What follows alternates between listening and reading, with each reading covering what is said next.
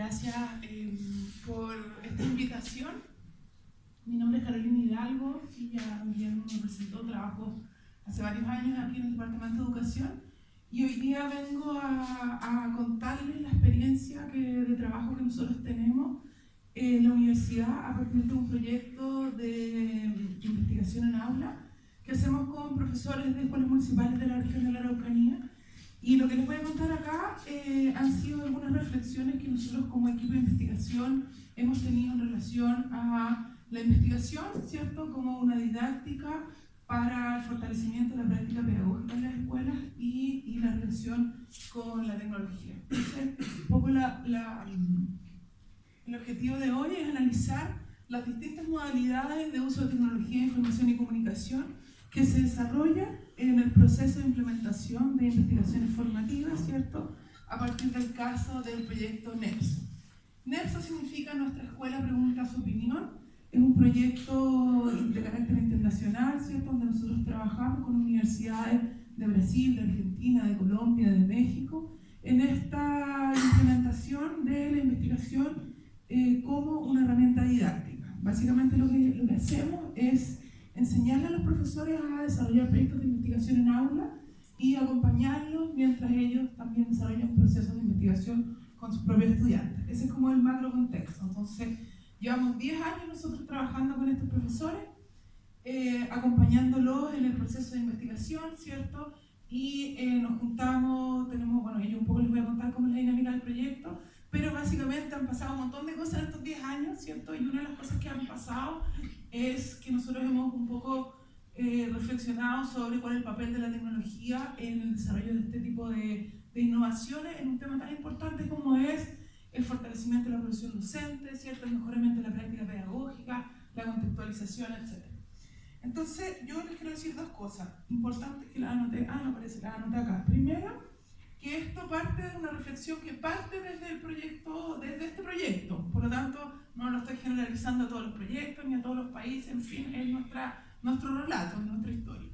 Segundo, les quiero decir que yo no soy una experta en TICs, tengo una relación de amor y odio con las TICs, hago un esfuerzo increíble por innovar en mi práctica como docente acá en la universidad, tengo resultados a veces malos, a veces buenos, por lo tanto mi relación con las TICs lo quiero plantear porque no vengo aquí a defender, sino más bien a plantear nuestras propias reflexiones, ¿cierto? Y también de alguna manera nuestras propias dificultades.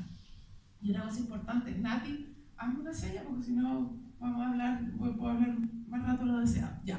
Este es el contexto, ustedes que no lo voy a hacer, un contexto que ustedes conocen, que todos conocemos en realidad, este contexto de globalidad, ¿cierto?, que está caracterizado por el aprecio por la efectividad, por la rapidez en los procesos, ¿cierto?, los procesos sociales, en general las dinámicas de la sociedad hoy día están avanzando tremendamente.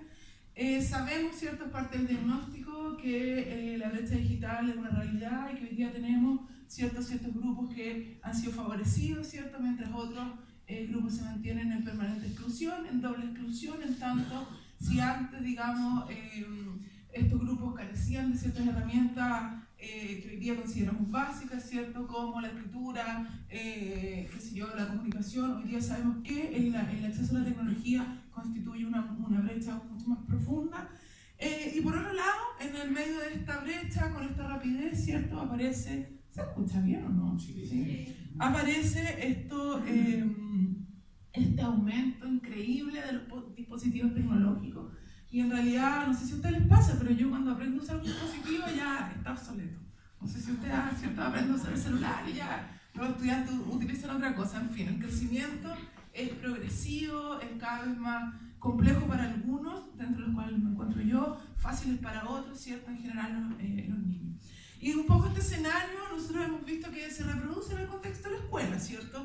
Tenemos un acceso rápido a la información, tenemos una necesidad de también ser efectivos, de poder utilizar información permanente. Los profesores están llamados y convocados a mantener un ritmo alto, ¿cierto?, de incorporar permanentemente tecnología.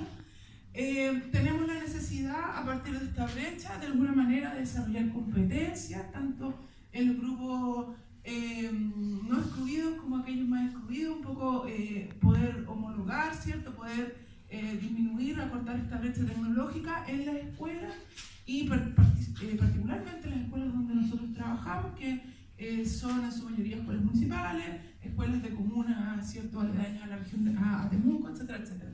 Y por otro lado, ¿cierto?, un poco en esta reproducción, este aumento también de dispositivos tecnológicos en la sala de clases, ¿no?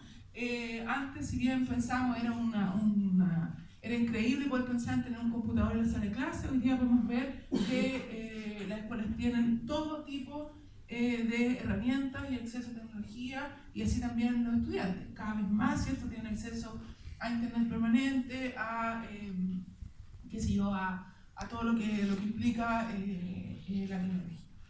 Entonces, en el marco de este contexto global, ¿cierto?, que se reproduce en el sistema escolar, nosotros vemos, y aquí yo elegí una cita de la UNESCO que dice que el pasar de una sociedad de la información a una sociedad del conocimiento ha traído aparejado no solo una mayor facilidad de acceso a Internet y sus herramientas informáticas, sino que también enfrentamos un grupo generacional que realiza un uso cotidiano y sostenido de las autopistas de la información, dando origen a una cultura digital que, entre otras cosas, ha determinado nuevas y eficientes formas de conocimiento, que es un poco el escenario donde estamos nosotros. Y en ese escenario, ¿cierto?, este panorama, dice la UNESCO, entrega una oportunidad y a la vez un tremendo desafío para todos los países, ¿cierto?, quienes deben dar a las TICs un uso que contribuya a una educación más equitativa y una educación de calidad para todos. Y aparece este fenómeno de las TICs, ¿cierto?, como un medio para poder disminuir la brecha, ¿cierto?, y fortalecer los procesos de igualdad y de transformación en los contextos escolares. Entonces, para que esto sea así, nosotros un poco lo que hemos analizado es que se requiere que haya ciertos elementos presentes, ciertos imperativos. Primero, un acceso a dispositivos tecnológicos, y ahí nosotros podemos ver que en los últimos años, y particularmente en Chile, hay una importante política de acceso a tecnología en el sistema escolar, y nosotros podemos ver enlaces, programas como el programa Enlace, qué sé yo, que han traído cierta computación, tecnología, internet a todas las comunidades escolares, y en realidad para los que estamos lejos de las comunidades nos sorprende. A mí me sorprende increíblemente ir a una escuela rural y encontrar con la cantidad de tecnología, ¿cierto?, que está presente en estas comunidades, independiente del uso, porque eso ya es otra conversación, ¿no? Está toda la tecnología encerrada en una bodega, pero está presente, por lo tanto hay un potencial ahí.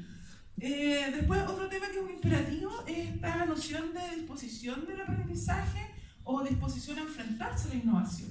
Y aquí es algo con lo cual nosotros estamos un poco en proceso de análisis, y yo puse acá que de alguna manera los organismos internacionales, ¿cierto?, la UNED, por ejemplo, o las universidades quienes trabajan en estos temas, ¿cierto?, la UNESCO, la OECD, Competencias para el siglo XXI, que ya han dejado súper extra claro que la competencia tecnológica es uno de los elementos más importantes de la educación, ¿cierto? Y por otro lado, en el contexto ya más local, los estándares de la formación inicial docente, que hoy día ponen el tema de las competencias TIC como uno de los requerimientos esenciales para la formación de nuestros profesores. Y una tercera patita que yo puse acá, y que está en rojo porque es lo que yo quiero conversar hoy día, tiene que ver con, bueno, tenemos acceso a tecnología, tenemos una cierta disposición y una comprensión de que la tecnología es importante, y por otro lado tenemos, ¿cierto?, la necesidad de desarrollar ciertas propuestas didácticas que sean concretas, que nos ayuden, ¿cierto?, a instalar esta tecnología. Y eso es lo que yo les vengo a contar de esta propuesta didáctica, que es la investigación formativa. Entonces, ¿qué dice acá? Que las dificultades de vincular las TICs en la enseñanza se asocian, ¿cierto?, entre otros factores, al nivel de conocimiento, habilidades y actitudes que los profesores poseen frente al uso de las nuevas tecnologías.